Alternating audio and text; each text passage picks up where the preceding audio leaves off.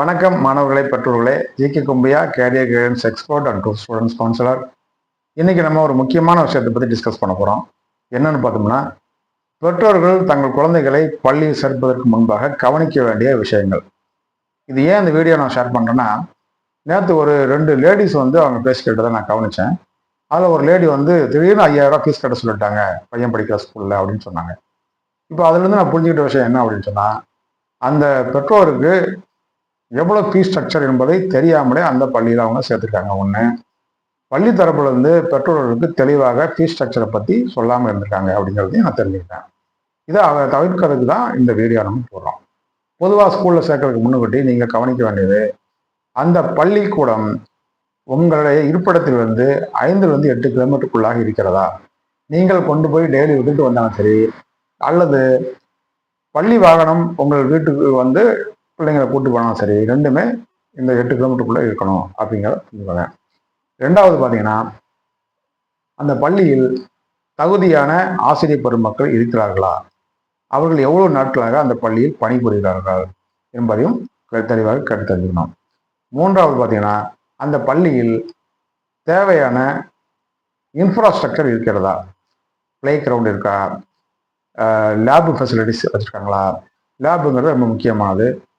+1 +2 படிக்கிற பசங்களுக்கு இந்த லேப் மூலியமாக தான் அவங்க எக்ஸ்பெரிமெண்ட் எல்லாம் செஞ்சு பார்ப்பாங்க. அதெல்லாம் அவங்க இருக்கா, கம்ப்யூட்டர்லாம் வச்சுருக்காங்களா, இதில் நீங்கள் செக் பண்ணிக்கிறது நல்லது. அடுத்து பார்த்தீங்கன்னா, அந்த பள்ளிக்கூடத்தில் ப்ரெஷர், அதாவது குழந்தைங்களுக்கு ப்ரெஷர் ஏற்படக்கூடிய, அதாவது ஸ்ட்ரெஸ் ஏற்படக்கூடிய வகையில் ஏதாவது ஆக்டிவிட்டிஸ் பண்ணுறாங்களா, அதிக ஹோம்ஒர்க் தராங்களா, அல்லது அதிக எக்ஸ்ட்ரா கிளாஸஸ் வைக்கிறாங்களா, அதனால என்ன நன்மை, குழந்தைகள் அதில் அஃபெக்ட் ஆகாமல் இருக்கிறாங்களா அப்படிங்கிறத நீங்கள் கவனிச்சுக்கணும். அப்புறம் பார்த்தீங்கன்னா, ஸ்டூடெண்ட்ஸ்க்கு எந்த மாதிரினா சப்போர்ட் பள்ளிக்கூடத்தில் கொடுக்குறாங்க.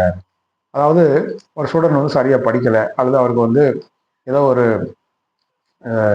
எக்ஸ்ட்ரா சப்போர்ட் தேவைப்படுது, எக்ஸ்ட்ரா ஸ்கில் டெவலப் பண்ணுறதுக்கு ஏதாவது சப்போர்ட் தேவைப்படுங்கிற பட்சத்தில் அதுக்கு ஸ்கூல்லேருந்து என்ன மாதிரியான சப்போர்ட் சிஸ்டம் வச்சுருக்காங்க அப்படிங்கிறதையும் கண்டிப்பாக கவனிக்கணும். கவுன்சிலிங் வச்சுருக்காங்களா, அல்லது ஸ்போர்ட்ஸ் சம்மந்தமாக உள்ள தேவைகளை பூர்த்தி பண்ணுற மாதிரி அங்கே ஃபெசிலிட்டிஸ் இருக்கா அப்படிங்கிறத நீங்கள் கண்டிப்பாக செக் பண்ணிக்கோங்க. அடுத்து பார்த்தீங்கன்னா, போன வருஷம், அதுக்கு முந்தின வருஷம், அதாவது கடந்த 5 ஆண்டுகளில் அந்த பள்ளியினுடைய அகாடமிக் பெர்ஃபார்மன்ஸ், எவ்வளோ பிள்ளைங்க படித்தாங்க, எவ்வளோ பேர் பாஸ் அவுட் ஆகிருக்காங்க, எவ்வளோ மார்க் எடுத்திருக்காங்க, அவங்க உயர்கல்வியில் எந்தெந்த மாதிரியான கல்வி நிறுவனங்களில் சேர்ந்துருக்காங்க அப்படிங்கிற பற்றியான விவரங்களை நீங்கள் தெரிஞ்சிருக்கணும். அப்புறம் பார்த்தீங்கன்னா, ஃபீஸ் ஸ்ட்ரக்சர்.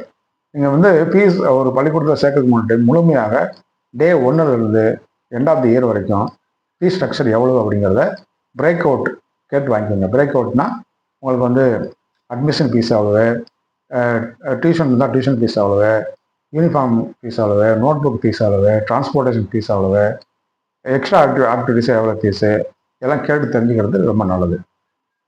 அப்புறம் பார்த்தீங்கன்னா, எக்ஸ்ட்ரா கரிக்குலம் ஆக்டிவிட்டிஸ் என்னென்ன வச்சுருக்காங்க, sports, public speaking skills development பண்ணுறதுக்கு எதாவது வச்சுருக்காங்களா, ஸ்ட்ரெஸ்ஸு அண்ட் ஃபியர் ஃப்ரீயாக படிக்கிறதுக்கு என்ன மாதிரியான சிஸ்டம் அவங்க ஃபாலோ பண்ணுறாங்க அப்படிங்கிறதையும் நீங்கள் கண்டிப்பாக தெரிஞ்சுக்கணும்.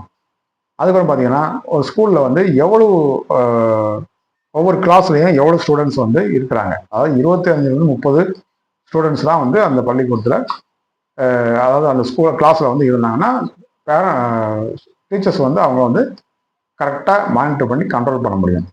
அந்த ஸ்ட்ரென்த்துக்குள்ளே வச்சுருக்காங்களா அப்படிங்கிறத செக் பண்ணிக்கோங்க.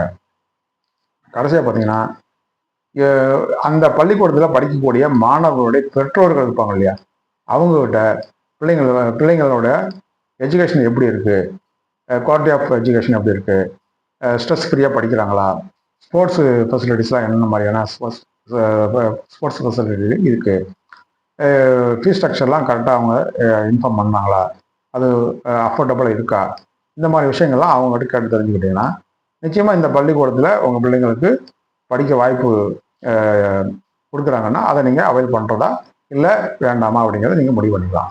இதுதான் அவங்களோட ஃபேர் ஃப்ரீ அண்ட் ஸ்ட்ரெஸ் ஃப்ரீயாக படிக்கிறதுக்கு மிக உதவிகரமாக இருக்கும். பள்ளிக்கூடத்தை சேர்த்ததுக்கப்புறம் நம்ம ஃபீஸ் ஸ்ட்ரக்சரை பற்றியோ குவாலிட்டி ஆஃப் எஜுகேஷனை பற்றியோ நம்ம திங்க் பண்ணும்போது டைம், மணி வேஸ்ட் ஆகும். ஸ்ட்ரெஸ் நம்மளுடைய தூக்கத்தை கிடைக்கிற மாதிரி ஆயிடும். சரியா? அது அவாய்ட் பண்ணுறதுக்கு கண்டிப்பாக அந்த விஷயங்களை ஃபாலோ பண்ணுறாங்க. ஓகே ஓகே மாணவர்களே, பெற்றோர்களே, நம்ம டெய்லி எஜுகேஷன் சம்மந்தமாக உள்ள ஒரு அவேர்னஸ் வந்து வீடியோவாக நம்ம ஷேர் பண்ணிகிட்டு இருக்கோம். யூடியூப் சேனல், ஃபேஸ்புக்கு இதெல்லாம் நம்ம ஷேர் பண்ணுறோம். கண்டிப்பாக லைக் பண்ணுங்கள், ஷேர் பண்ணுங்கள், சப்ஸ்கிரைப் பண்ணுங்கள். அதில் கண்டிப்பாக நீங்கள் நேரடியாக வந்து கவுன்சிலிங் எடுத்துக்க முடியாத இருந்தால் கூட, கைடன்ஸ் எடுத்துக்க முடியாட்டா கூட, அந்த வீடியோவை தொடர்ச்சியாக நீங்கள் பார்த்துட்டு வந்தீங்கன்னா முழுமையான விஷயத்தை நீங்கள் கண்டிப்பாக தெரிஞ்சுக்க முடியும். மிக்க நன்றி.